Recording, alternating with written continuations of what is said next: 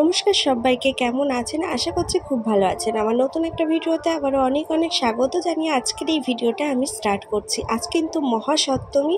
তো আমরা সপ্তমীর দিন সন্ধ্যাবেলা সবাই মিলে রেডি হয়ে নিয়েছি, কারণ আমরা যাব ঠাকুর দেখতে।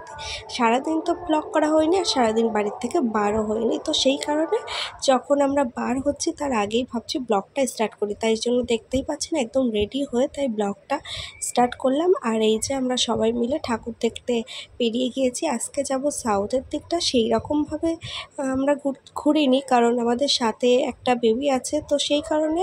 আর আমারও তো একটু শরীরের কন্ডিশন ভালো না, তো সেই কারণে আমরা যেগুলো রাস্তার সামনে পেয়েছি ভিড় কম, তো সেটাই। এটা টালায়, এটাতে মোটামুটি তো ভিড় ছিলই, কিন্তু প্যান্ডেলটা অপূর্ব করেছে। আমরা যে কটা প্যান্ডেলে গিয়েছিলাম সব কটাই ভালো, হয়তো ফেমাস নয় বা অনেকটা ভিড় আছে তেমনটাও নয় সপ্তমী হিসাবে, কিন্তু খুবই ভালো। দেখতেই পাচ্ছেন কি সুন্দর নিখুঁত কাজ, যেটা ক্যামেরায় একদম বোঝা যাচ্ছে না, কিন্তু চোখের সামনেই বোঝা যাচ্ছে। ওখান থেকে বেরিয়ে আমরা অন্য আর এক জায়গায় যাচ্ছি ঠাকুর দেখতে। শুধু ঠাকুর তো দেখছি, সাথে দেখতেই পাচ্ছেন কি সুন্দরভাবে সারা কলকাতাটা সেজে উঠেছে, সেটাও তো আপনাদেরকে দেখাচ্ছি। তো যেখানেই যাচ্ছি সারা রাস্তায় এত লাইট, এত সুন্দর করে সাজানো, ভিডিও না করেই পাচ্ছি না, তখন ওই জন্য একটু ভিডিও করলাম। আর এখানটাও খুব সুন্দর, হয়তো লাইটের জন্য থিমটা কি বোঝা যাচ্ছে না, বেশ ভালো। তো ঠাকুরটা দেখুন, প্যান্ডেলটা তো দেখতেই পাচ্ছেন বাঁশের, তারপর বাঁশের জিনিস দিয়ে করা, পাখা আছে কুলো দিয়ে, এরকম দিয়ে করা আছে। প্যান্ডেলটা ওরকম দেখালে কী হবে, ঠাকুরটা দেখলেন তো কতটা অপূর্ব আর ক্লিয়ার দেখা যাচ্ছে।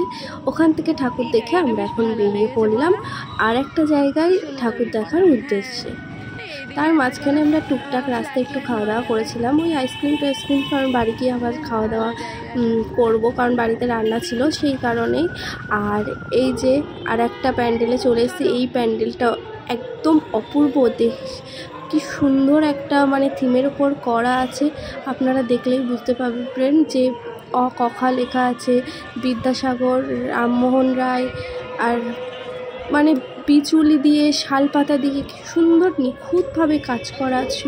অতটাও ভিড় ছিল না, বেশ নিরিবিলি ছিল, ভালোও লাগছিল। আর প্রতিমাটাও খুব সুন্দর ছিল।